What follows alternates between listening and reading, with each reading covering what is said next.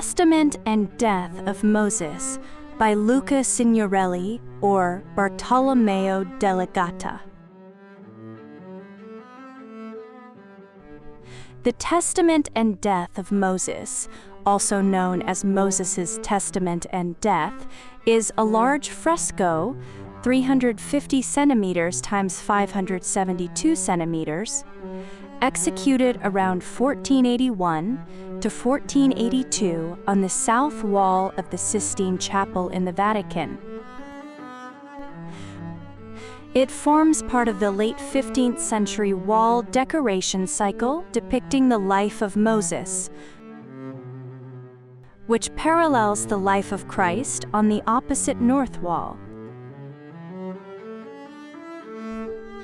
Luca Signorelli, circa 1445-1450 to 1523, then in his early 30s and possibly recommended by Perugino, with whom he had connections, contributed to the project but was not named in the main contract of October 1481.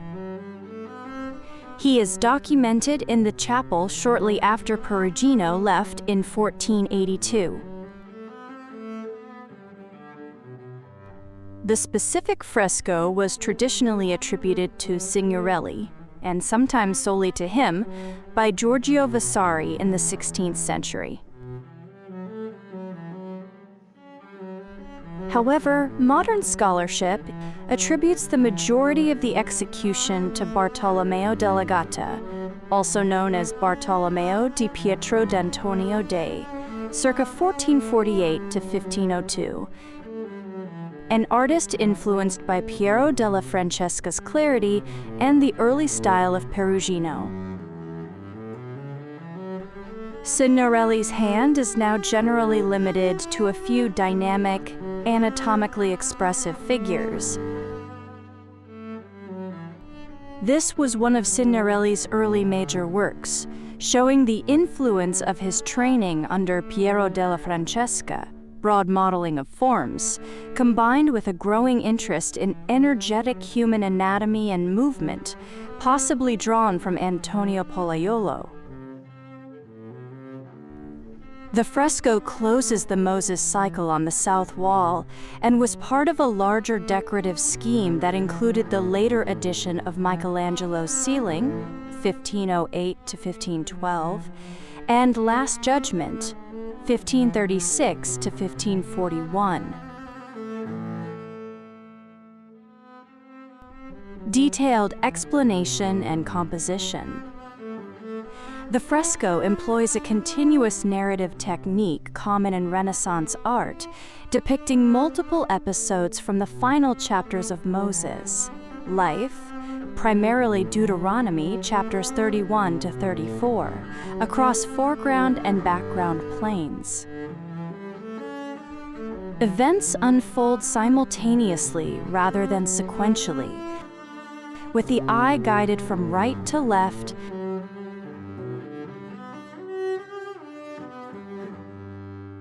and from foreground to background.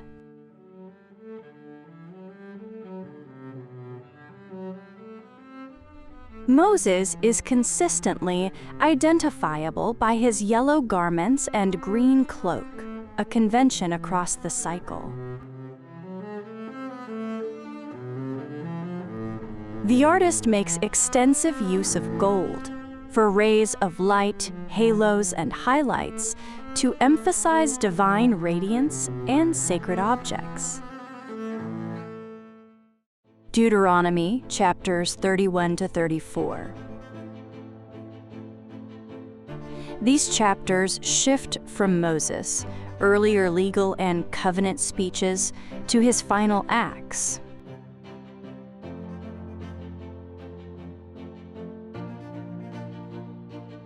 Encouraging the people, passing leadership to Joshua,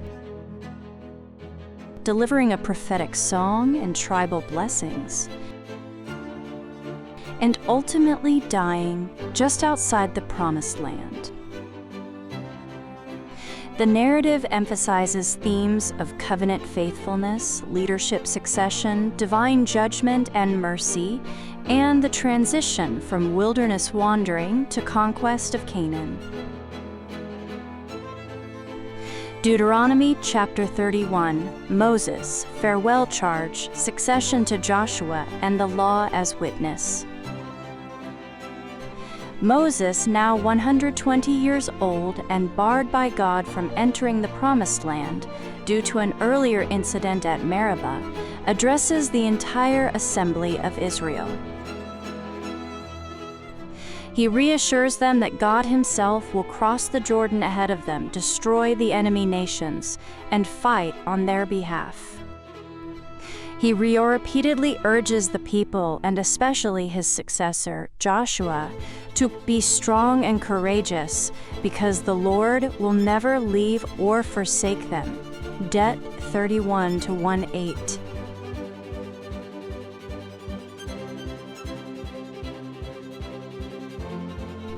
Moses then writes down this law, the words of Deuteronomy and the broader covenant, and entrusts it to the priests and elders.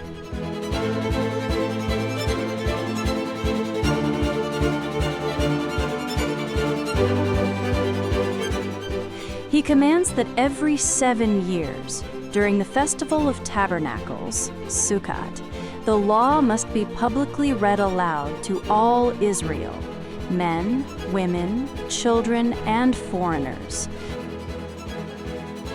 So they will learn to fear the Lord and obey it.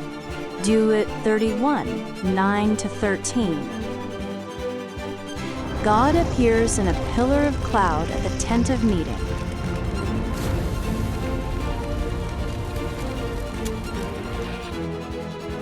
And privately warns Moses that after his death, the people will turn to foreign gods and break the covenant. To serve as a perpetual witness against them, God instructs Moses to write and teach Israel a special song, which becomes chapter 32.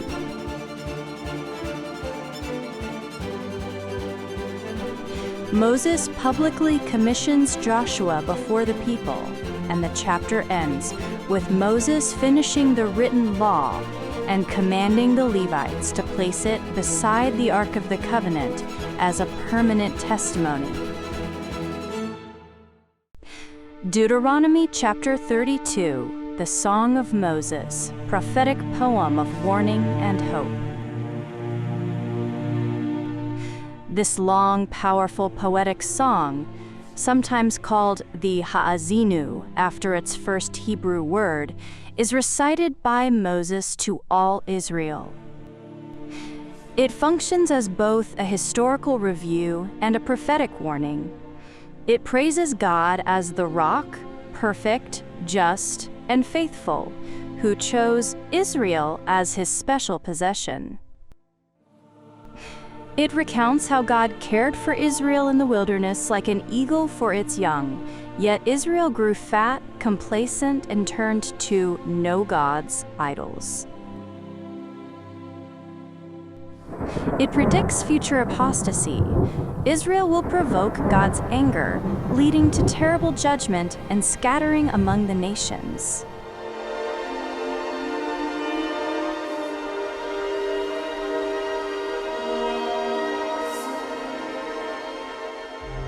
Yet it promises ultimate vindication.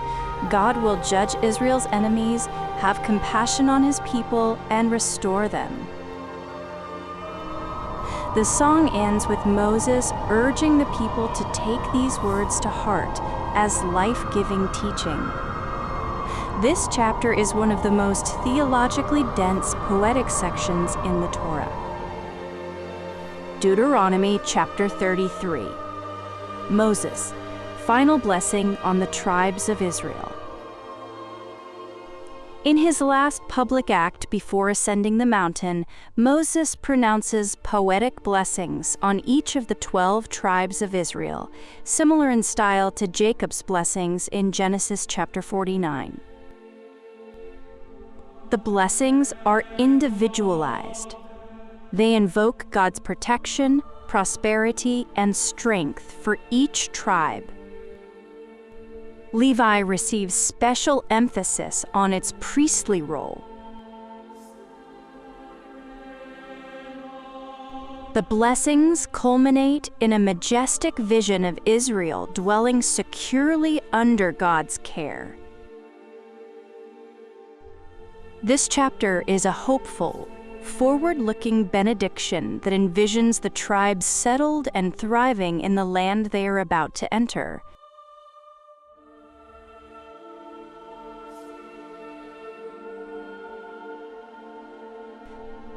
Deuteronomy chapter 34, the death of Moses and the transition to Joshua. God commands Moses to climb Mount Nebo, also called Pisgah, in the land of Moab, opposite Jericho.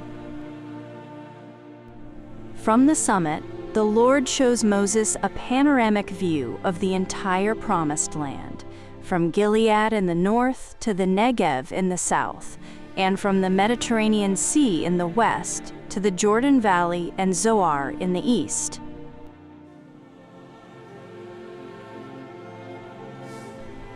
God tells him, "This is the land I promised on oath to Abraham, Isaac, and Jacob. I have let you see it with your eyes, but you will not cross over into it." Duet 34-14. Moses dies there at age 120. The text emphasizes that his eyes were not weak, nor his strength gone, a sign of his continued vitality until the very end. God himself buries Moses in a secret location in the valley in Moab, so no one knows the exact grave to this day.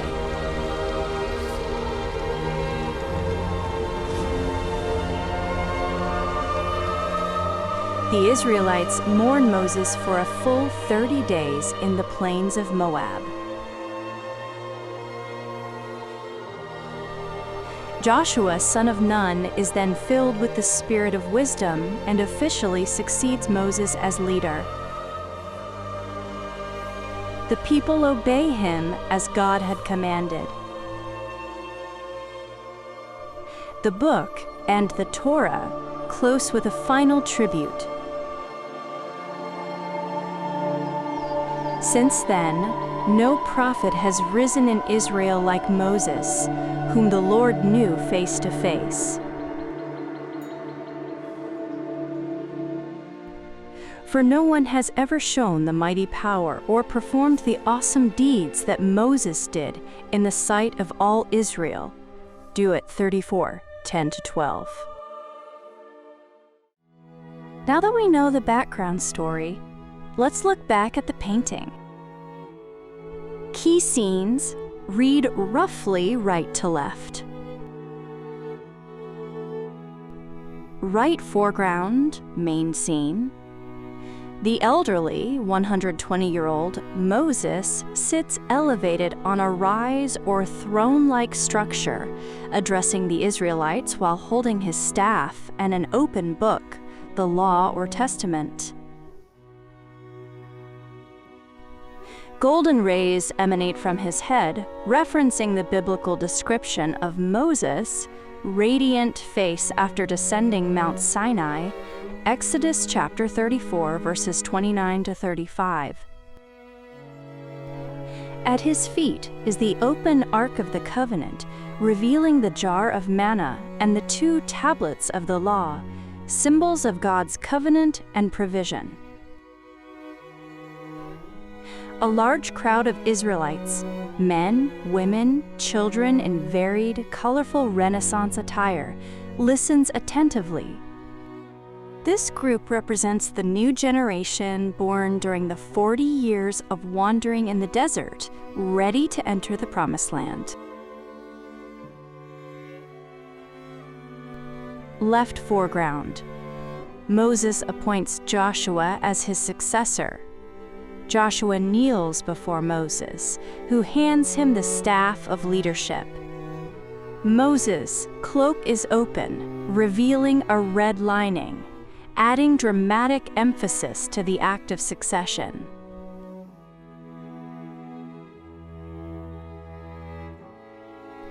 Center and left background.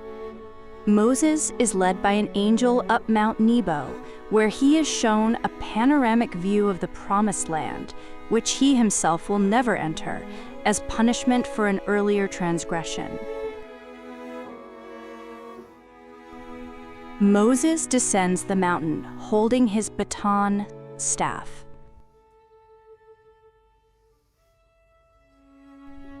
In the far left background, Moses lies dead on a shroud in the land of Moab.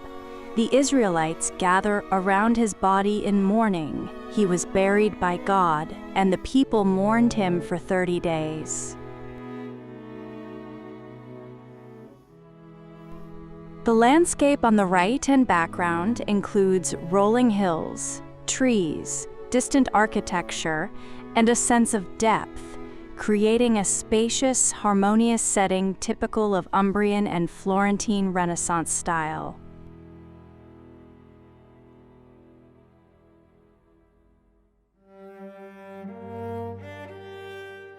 Artistic analysis and significance. Stylistically, the work blends della Gatta's vibrant colors, subtle lighting, and graceful Perugino-like figures with Signorelli's emerging signature traits. Energetic anatomical modeling, emotional expressiveness, and dynamic poses.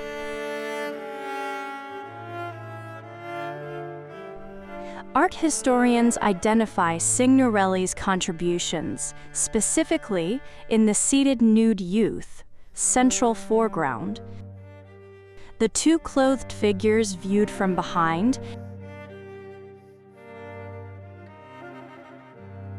and the man leaning on a stick near Moses. A woman carrying a child on her shoulders, wearing silk.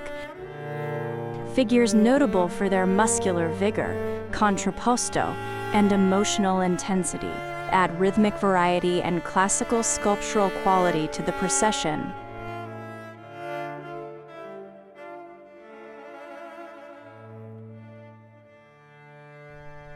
These elements foreshadow Signorelli's later masterpieces, such as the Last Judgment frescoes in Orvieto Cathedral, 1499 to 1502, where dramatic nudes and movement dominate.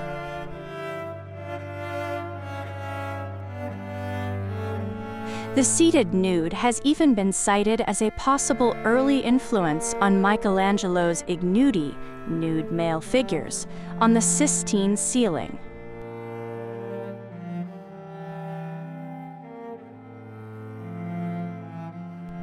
The composition prioritizes narrative clarity and theological symbolism over dramatic pathos.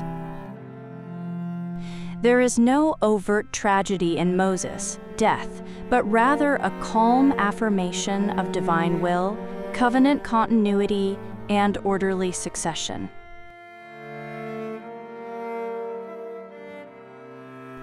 This aligns with the chapel's overall program, reinforcing papal legitimacy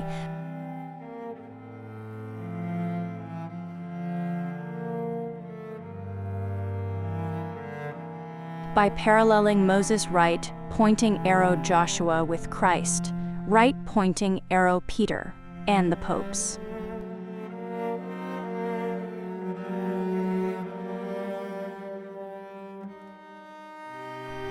In broader context, this fresco represents the collaborative, high Renaissance workshop system of the late 15th century and marks an early high point in Signorelli's career. Bridging Piero della Francesca's serene classicism with a more vigorous, body-centered approach that would influence the next generation, including Michelangelo. Though less famous than neighboring Botticelli or Perugino frescoes, it is a sophisticated example of continuous narrative, perspective, and symbolic layering in Vatican art.